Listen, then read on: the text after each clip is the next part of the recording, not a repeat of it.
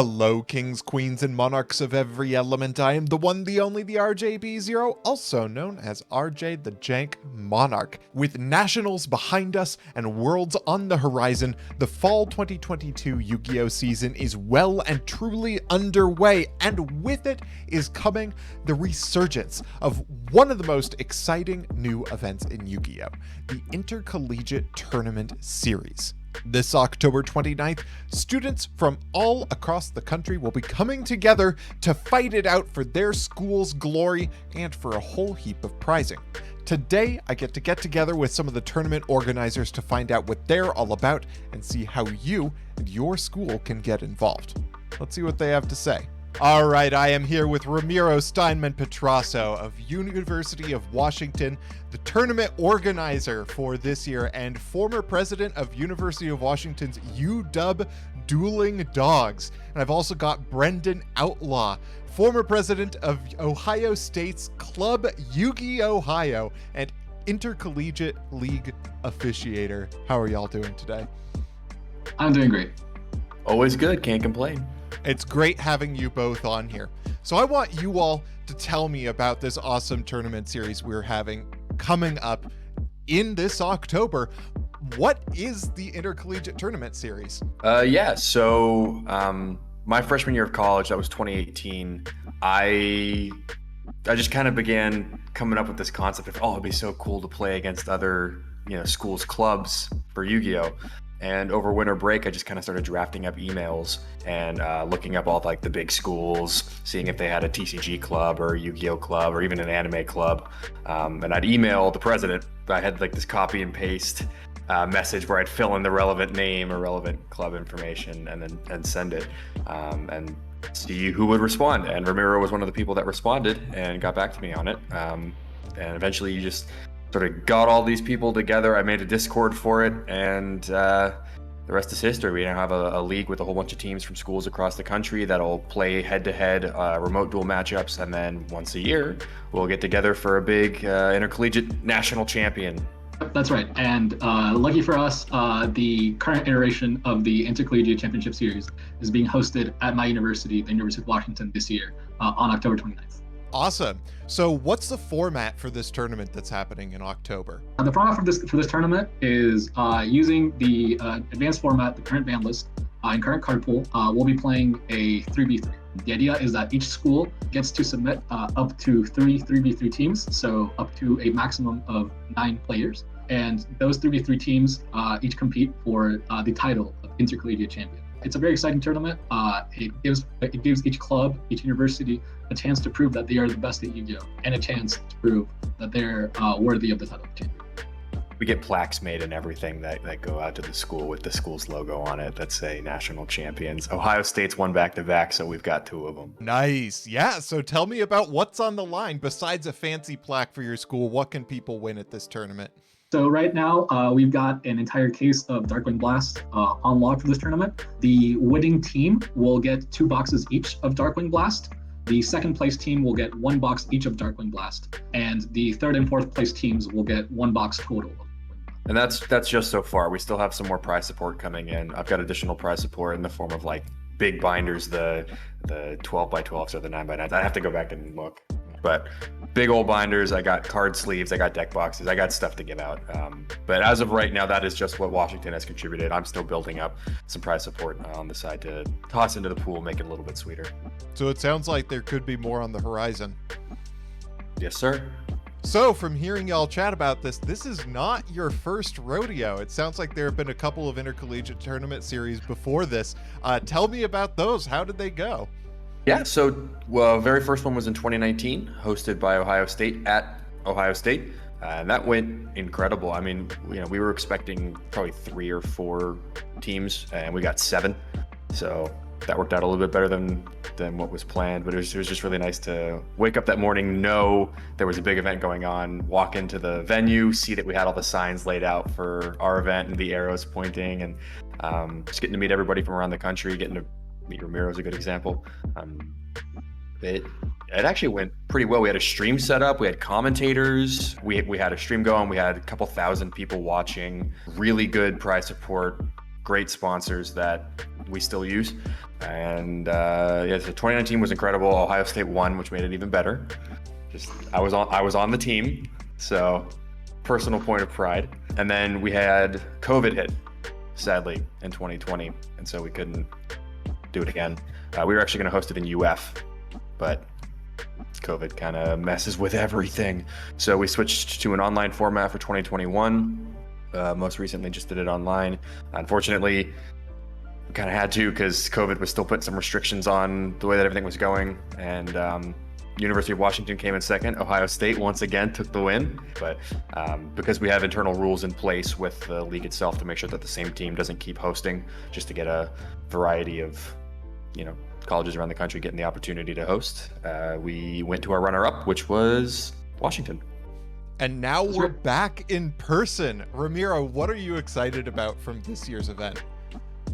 Oh man, I'm excited about so many things. First of all, a big highlight for me is getting to work with RJ. I've enjoyed RJ's channel for a very long time, and for me to get to work with him, get him to see the event, for me that was definitely a big deal. The other things that I'm really excited for is to be able to show everyone everything that we put together. We've got a professional grade streaming setup going, thanks to all of the help from the University of Washington Gaming Association, and we've got a great set of judges. We've got a great venue that we're very happy with and believe will be extremely comfortable for everyone. And honestly, like we're also just very excited for because we think that this could be the year that UW wins the title. So that's something that we're looking forward to as well. Looking forward to that, taking home the dub for Washington. With this year's tournament coming up in person, it's sounding like it's awesome. How does a club enter? If you want to enter, please check out our website, intercollegiateyukio.com. At the bottom of the homepage, there is a link to our Discord server. If you'd like to enter, please click that link and let us know that you would like to enter. In order to be eligible, you have to be part of a university club, or at least have a group of people at your university that play Yu-Gi-Oh! And you have to tell us which university you are affiliated with. After you do all of that, you'll be all good to enter for the 2022 Intercollegiate Championship Series. Alumni are also welcome to represent their school. So, for instance, let's say somebody graduates from University of Michigan and they're like, "Oh, hey, I wish I could play Yu-Gi-Oh! While I was in college," but they still know some guys that were at the University of Michigan or in the area that play Yu-Gi-Oh! They are allowed to be part of a representative team representing University of Michigan in the intercollegiate event because they're alumni, they went to the school. You would just need Michigan to have an organization started, or at least a group of students that are through the process of getting an organization started. Because we understand that there's going to be some barriers here where they didn't know about this soon enough, so they couldn't get a student organization together soon enough. So as long as you have a group of people that are affiliated to, alumni of, or current students of the college that you intend to represent, you can go representing that college, and we work it out with the school itself. Awesome. So it sounds like you all have like high aspirations for this event. It sounds amazing already, but what's next for the Intercollegiate League? Well, hopefully the winner of this upcoming event, no offense to Washington, isn't Washington, so that we can finally put into place the current system is whoever the champions are, they are the next hosts. So they would host the tournament next at their home location. And if they can't host it at their home location for whatever reason, whether it be financial or they just don't have the opportunity to get a venue, they are allowed to defer to whoever they wish. So they essentially get the choice to pick and organize that with the people in charge of whatever organization they decide to pick. I am hoping that, no offense to Washington again, another team wins, they host, we get to move it somewhere else. We get to continue expanding the club itself. We just got a bunch of teams from California. We just got a team from Texas coming in. We have teams from Florida that we're still developing, and UF is getting back together. So everything's looking good. I would love to see us go to another state, continue spreading around the country. So there's that. And then the big thing for me personally is I want to really develop the head-to-heads. So we've been doing scrimmages sort of in the off season in between the big international events. So I'm looking to get more of the head-to-heads going. So schools playing against each other. So let's say Washington plays Arizona State in a month, just to get them together. And then at the end of the season have like a this team won the most head-to-heads. They also get some prizing here. We'll send them some stuff to be like, oh yeah, you're the best head-to-head champion, that type of thing. But the national champions would remain the ones who won the big event that's hosted every single year. That sounds awesome. So it's not just the national championship. We're looking to expand beyond that. Well, this has been awesome. Thank you all for coming by tonight. I appreciate y'all hanging out, letting us know what's going on. Is there anything you want to say to the folks at home? Oh yeah, just thank you for watching. And last thing I want to say is that if you're part of a university and don't really know where to get started, feel free to join our Discord server. We can definitely help you point in the right direction, help gather people. We've helped connect people to their home clubs before. Maybe there is a club at university and you just aren't aware yet. And if not, we'll definitely help you start one. Yeah, I'm hoping this becomes a much bigger thing, not just for the sake of Yu-Gi-Oh as a whole, but I've always been a big fan of mental sports as well as physical sports. As much as I love football, I also love Yu-Gi-Oh. And so I think, especially with the rise of esports, we could see schools giving out scholarships for that type of thing. And the thing that I would love to see is I would love to see a Yu-Gi-Oh scholarship one day. And I'm currently working with Ohio State. Like I've been emailing back and forth to get the club there officially recognized as a team, potentially getting like school funding invested in it.